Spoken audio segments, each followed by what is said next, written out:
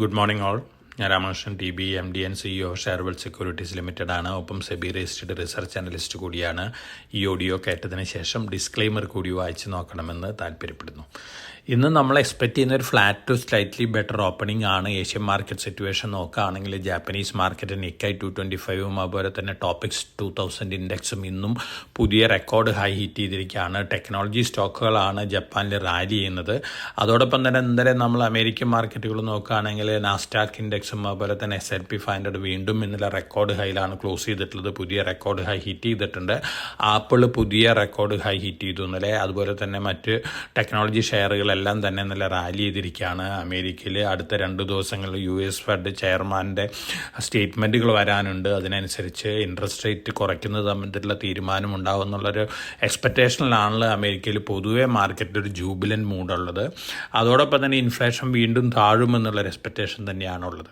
ഇന്നലെ യൂറോപ്യൻ മാർക്കറ്റുകൾ നോക്കുകയാണെങ്കിൽ മിക്സഡ് ക്ലോസിംഗ് ആയിരുന്നു. നമ്മളെ സംബന്ധിച്ച് ഇന്നലെ ഓൾമോസ്റ്റ് ഫ്ലാറ്റ് ക്ലോസിംഗ് ആണ്. ഏഷ്യൻ മാർക്കറ്റുകളിൽ നിന്ന് നോക്കുകയാണെങ്കിൽ ചൈനീസ് മാർക്കറ്റുകൾ മാത്രമാണ് വീക്കായിട്ട് ട്രേഡ് ചെയ്യുന്നുള്ള. മറ്റ് മാർക്കറ്റുകളെല്ലാം തന്നെ ബെറ്ററാണ്. കമ്മോഡിറ്റി നോക്കുകയാണെങ്കിൽ ഓൾമോസ്റ്റ് ഫ്ലാറ്റാണ് കമ്മോഡിറ്റികളെല്ലാം ട്രേഡ് ചെയ്യുന്നത്. ഗോൾഡ് ഓഗസ്റ്റ് ഫ്യൂച്ചേഴ്സ് ട്രേഡ് ചെയ്യുന്നത് $2372.5 പെർ ഔൺസിനാണ്. അതുപോലെ തന്നെ സിൽവർ $31.21 പെർ ഔൺസിനാണ്. ബ്രന്റ് ക്രൂഡ് ഓയിൽ $85.53 പെർ ബാരലിനാണ് ഇന്ന് മോർണിംഗിൽ ട്രേഡ് ചെയ്യുന്നത്. ഓൾമോസ്റ്റ് ഫ്ലാറ്റ് അല്ലെങ്കിൽ സ്ലൈറ്റ്ലി ബെറ്റർ ട്രെൻഡാണ് ഇന്നലത്തെ മാർക്കറ്റായിട്ട് കമ്പയർ ചെയ്യുമ്പോൾ. നമ്മളെ സംബന്ധിച്ച് ഇന്നും അതിൽ Q1 റിസൾട്ടുകൾ വന്നു തുടങ്ങുകയാണ്. ഡെൽറ്റ കോർപ്പിൻ്റെ റിസൾട്ടാണ് ഇന്ന് വരാൻ പോകുന്ന റിസൾട്ട്. അതുപോലെ തന്നെ RS സോഫ്റ്റ്വെയർ ഇത്തരത്തിലുള്ള കുറേ കമ്പനികളുടെ റിസൾട്ടും കൂടി ഇന്ന് വരുന്നുണ്ട്. അതോടൊപ്പം തന്നെ ജൂലൈ 23 വരുന്ന ബഡ്ജറ്റ് എക്സ്പെക്റ്റേഷൻ തന്നെയാണ് മാർക്കറ്റിൽ ഒരു പോസിറ്റീവ് ഇമ്പാക്റ്റ് നൽകാൻ പോകുന്നത്. Q1 റിസൾട്ടുകളെല്ലാം എക്സ്പെക്റ്റ് ചെയ്യുന്നത്, പ്രത്യേകിച്ച് ടെക്നോളജി സ്റ്റോക്കുകളിലേക്ക് എക്സ്പെക്റ്റ് ചെയ്യുന്നത് ബെറ്റർ ദാൻ എക്സ്പെക്റ്റഡ് ആണ്. അതുപോലെ തന്നെ ഓട്ടോമൊബൈൽ കമ്പനികളിലും ബെറ്റർ ദാൻ എക്സ്പെക്റ്റഡ് ആണ്. അതുകൊണ്ട് തന്നെ പൊതുവേ ഒരു ജൂബിലൻ്റ് മൂഡ് മാർക്കറ്റിൽ ഉണ്ടാവാനുള്ള ചാൻസസ് ഉണ്ട്. പക്ഷേ അതേസമയം റെഗുലേറ്റർ വളരെ ടൈറ്റനിങ് മെഷേഴ്സ് എടുത്തുകൊണ്ടിരിക്കുകയാണ്. ഹയർ ലെവലിൽ പ്രോഫിറ്റ് ബുക്കിംഗ് കാണാനുള്ള ചാൻസസ് ഒക്കെ വളരെ കൂടുതലാണ്. ഇനി നമ്മൾ സ്റ്റോക്ക് സ്പെസിഫിക് ആയിട്ടുള്ള ന്യൂസ് ഫ്ലോസ് നോക്കുകയാണെങ്കിൽ റിലയൻസ് വലിയ രീതിയിലാണ് സ്പോർട്സ് സ്റ്റോറുകൾ തുടങ്ങാൻ പോകുന്നത്. ഡെക്കാത്തലോൺ പോലുള്ള സ്റ്റോറുകൾ റിലയൻസ് റീറ്റെയിലും തുടങ്ങുകയാണ്. വളരെ പോസിറ്റീവായിട്ടുള്ള ഡിസിഷനാണ് റിലയൻസിൻ്റെ ഭാഗത്തു നിന്ന്. റിലയൻസിനെ സംബന്ധിച്ച് പോസിറ്റീവായിട്ടുള്ളൊരു ന്യൂസാണ്. Himachal futuristic communication limited UK ഒരു സബ്സിഡിയറി തുടങ്ങിയിരിക്കുകയാണ്. ഓപ്റ്റിക്കൽ ഫൈബർ കേബിൾസ് മാനുഫാക്ചർ ചെയ്യാനാണ്. HFCLനെ സംബന്ധിച്ച് പോസിറ്റീവ് ന്യൂസാണ്. Torrent power 50 megawatt solar power project Tamil Nadu തുടങ്ങാനുള്ളൊരു MOU സൈൻ ചെയ്തിട്ടുണ്ട്. അതുപോലെ തന്നെ ഇലക്ട്രോണിക് മാനുഫാക്ചറിങ് സർവീസസ് രംഗത്തുള്ള PG ഇലക്ട്രോപ്ലാസ്റ്റ് സ്റ്റോക്ക് സ്പ്ലിറ്റ് നടത്താൻ 10:1 ആണ്. ഒരു ഷെയർ 10 ഷെയറായിട്ട് മാറുകയാണ്. PG ഇലക്ട്രോപ്ലാസ്റ്റിനെ സംബന്ധിച്ച് പോസിറ്റീവായിട്ടുള്ള ന്യൂസാണ്. അതോടൊപ്പം തന്നെ LNT സെമി കണ്ടക്ടർ മാനുഫാക്ചറിങ് രംഗത്ത് വലിയ രീതിയിലുള്ള അക്വിസിഷനാണ് നടത്തിക്കൊണ്ടിരിക്കുന്നത്. ബാംഗ്ലൂർ ബേസ്ഡ് ഒരു കമ്പനീനെയും കൂടി അക്വയർ ചെയ്തിട്ടുണ്ട്.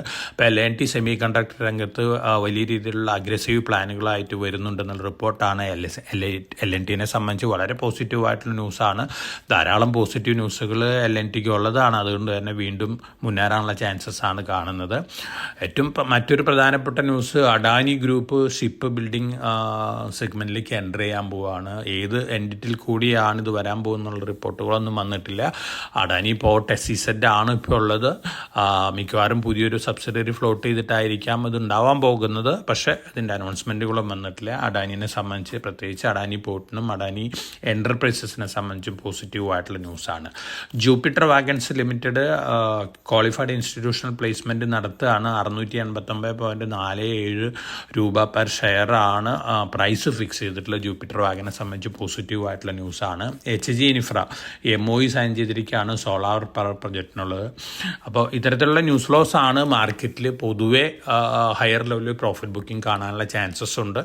നമ്മൾ റെക്കമെൻഡ് ചെയ്തിട്ടുള്ള സ്റ്റോക്കുകൾ മാർക്കറ്റ് വൊളാറ്റിലിറ്റിയിൽ താഴെ വരുമ്പോൾ long time point of view വാങ്ങുന്ന ഡിസിഷൻ നന്നായിരിക്കും. അതോടൊപ്പം തന്നെ നമ്മൾ റെക്കമെൻഡ് ചെയ്യുന്ന Q1 റിസൾട്ടിന് ശേഷം റെക്കമെൻഡ് ചെയ്ത സ്റ്റോക്കുകൾ നമ്മുടെ ഇൻവെസ്റ്റേഴ്സിന് ട്രേഡിംഗ് ആരംഭിച്ചതിന് ശേഷം കിട്ടിക്കൊണ്ടിരിക്കുന്ന സ്റ്റോക്കുകളൊക്കെ പ്രോഫിറ്റബിലിറ്റി അതാത് ഇൻവെസ്റ്റേഴ്സ് കൺസിഡർ ചെയ്തുകൊണ്ട് പ്രോഫിറ്റ് ബുക്ക് ചെയ്യണോ വേണ്ടയോ എന്ന് അതാത് ഇൻവെസ്റ്റേഴ്സ് തീരുമാനിക്കാവുന്നതാണ്. നല്ല വൊളാറ്റിലിറ്റി നമുക്ക് ജൂലൈ 23 വരെ എക്സ്പെക്റ്റ് ചെയ്യാം.